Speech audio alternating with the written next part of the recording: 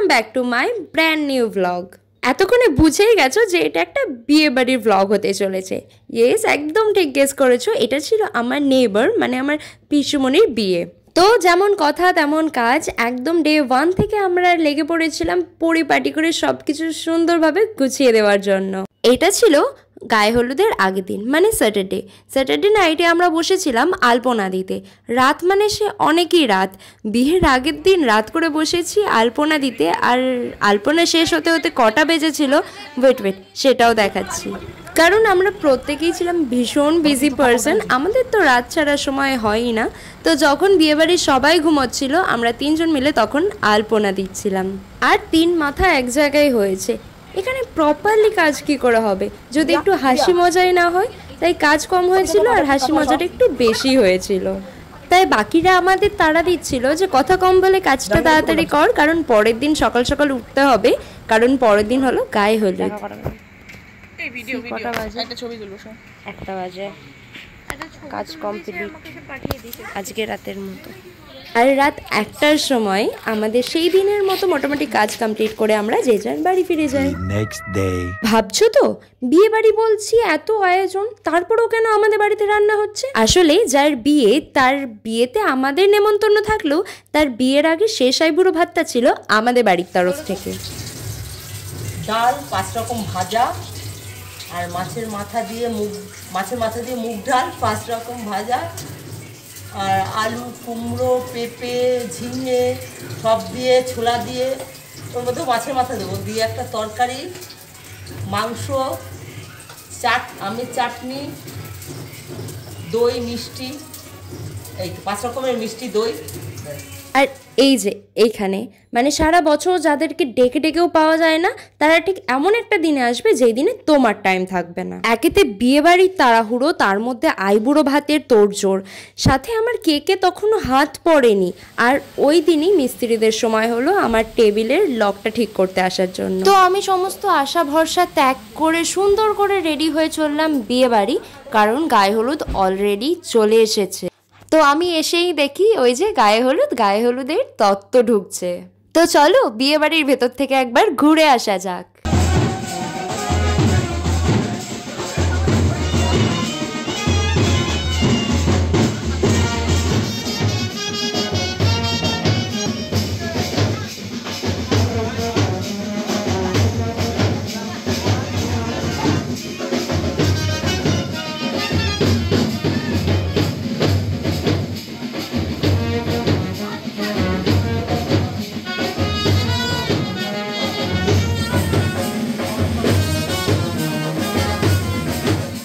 তো এই যে আমি আমার সঙ্গীদের খুঁজে পেয়ে গেছি, মানে ওরা আমার বোন হয়। তো আমি ওদেরকে নিয়ে চললাম বিয়েবাড়ি এনজয় করতে।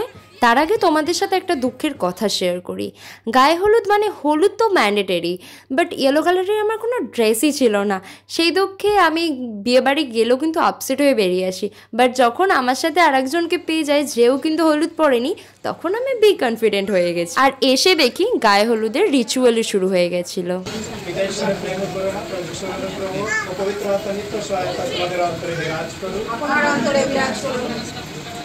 এই পরমপিতা জগতের আদিকাল থেকে তুমি পুরুষ ও নারীকে পবিত্র বিবাহ বন্ধনে আবদ্ধ করেছো ও সংসার জীবনের মধ্য দিয়েই তোমার নামের মহিমা। তারপরেই সবাই এক এক করে আশীর্বাদ করতে শুরু করে, অ্যান্ড সেই সাথে সাথে সবাই একটু ইমোশনালও হয়ে পড়েছিল।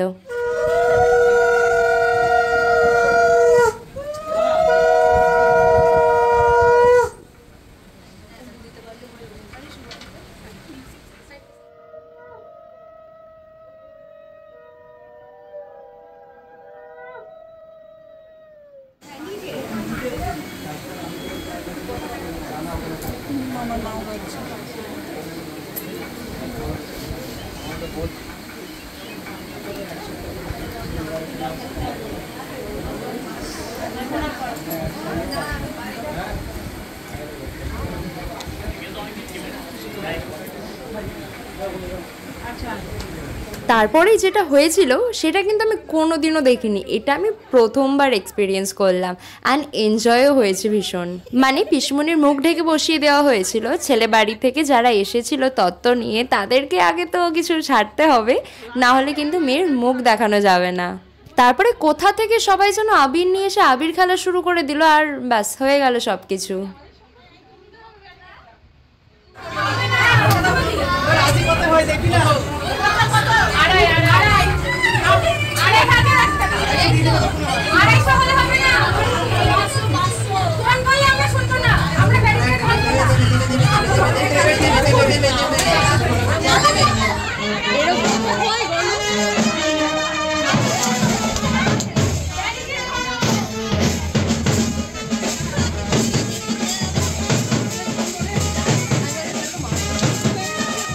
তারপরে সব রিচুয়ালের পর এখানে শুরু হয়ে গেছিলো ফটোশ্যুট, মানে ফটোগ্রাফারের উৎপাত চলবে বেশ কিছুক্ষণ।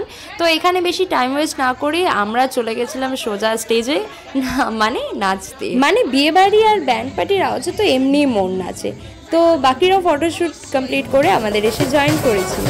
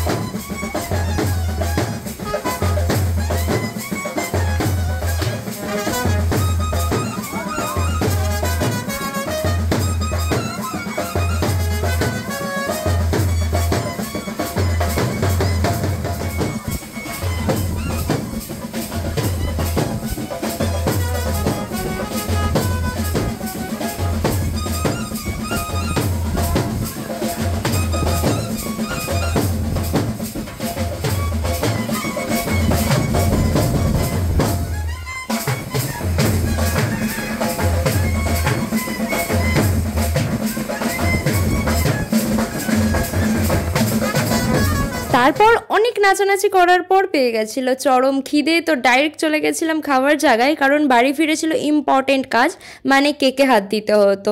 পিসুমণির বিয়েতে যে কেকটা কাটবে সেই কেকটা আমার করার কথা ছিল। তাছাড়াও পিসুমণিকে আইবুড়ো ভাতের খাবারটা দিতে যেতে হতো, কারণ ওদের রিচুয়াল ওয়াইজ ওদের গায়ে হলুদের সময়টার পর আর ওই জায়গা থেকে ওঠা যায় না। কমপ্লিট, বিয়েবাড়ির একটা পর্ব কমপ্লিট, ফার্স্টের একটা পর্ব কমপ্লিট, বিকালে মেহেন্দি আছে।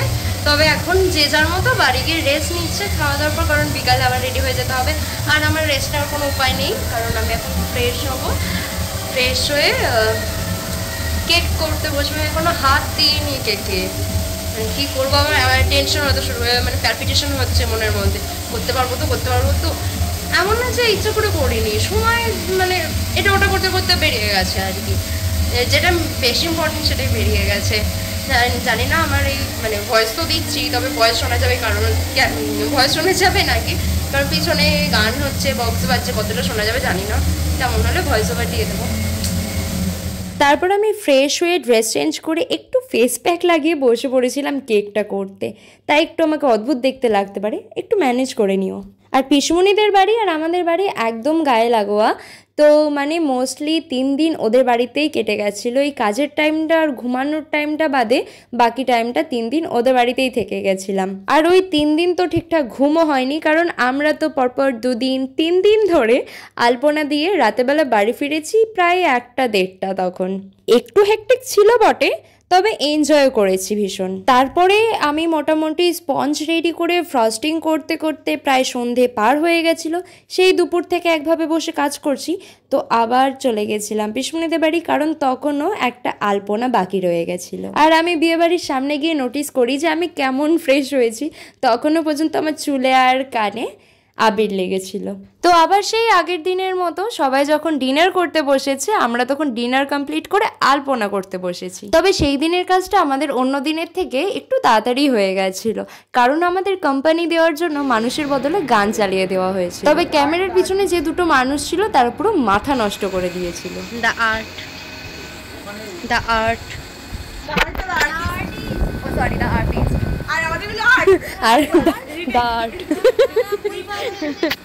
তো এইসব করতে করতে সেমভাবে সেই দিনও রাত 1:30টার সময় বাড়ি ফিরি। আর ফিরে আমার কাজে আমি লেগে পড়ি, বাকিরা ঘুমাতে যায়। কিন্তু আমার কি সে সৌভাগ্য আছে? যদিও নিজের দোষেই নিজেকে রাত জেগে কাজ করতে হয়েছিল, কারণ সারাদিন এত এনজয় করেছি যে সারাদিন কাজ নিয়েই বসা হয়নি। একদিকে ঘুমানোর জন্য চোখ বুজে আসছে, শরীরে আর এনার্জি নেই, সাথে মাথায় চিন্তা যে সকালের মধ্যেই আমায় হেন তেন করে কেকটা রেডি করতে হবে। See just the time and the কাণ্ডকলা। রাত 2টোর সময় আমি কাঁচ ভেঙে ফেলেছি। এতে আমার দোষ নেই, কারণ তারপরে আমার না ভীষণ ডিপলি একটা রেস্টের প্রয়োজন ছিল। তো আমি যখন রুমে আসি তখন বাজে 2:30 আর আমার হাত থেকে আয়নাটা পড়ে তারপর সেসব সাইডে রেখে আমি চুপচাপ গিয়ে ঘুমিয়ে পড়ি। রাত 3টের সময় ঘুমিয়ে সকালে আমার ঘুম ভেঙে আস্তে আস্তে দেখি বিয়ে বাড়িতে বর চলে আসে। তারপর খুব তাড়াহুড়োর মধ্যেই দিনটা কেটে গেছিলো, আর আমার কিছু কাজ ছিল বলে আমি চার্চেও যেতে পারিনি। দ্যাটস ওয়াই সারাদিনে সেইভাবে আর কোনো ভিডিও ক্লিপও নেওয়া হয়নি।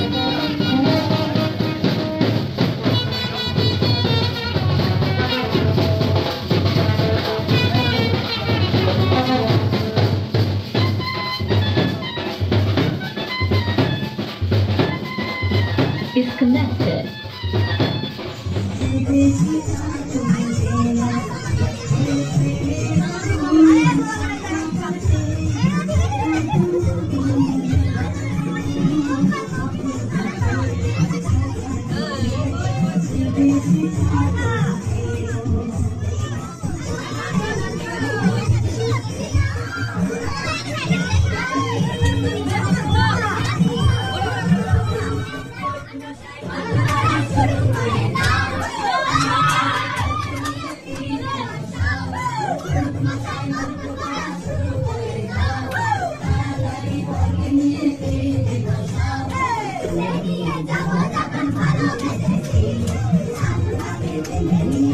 এইভাবেই হাসি মজা করতে করতে কেটে গেল পুরো বিয়ে বাড়িটা।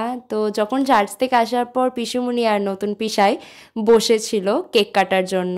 তারপরে সবথেকে ইমোশনাল অ্যান্ড দুঃখের যে সময়টা সেটা হলো বিদায় মেলা। একদিকে যেমন দুঃখ আর একদিকে খুশি নতুন জীবনের শুরুর জন্য। তো এটাকে কোনোভাবেই কোনো ভাষাতেই এক্সপ্লেন করা সম্ভব না।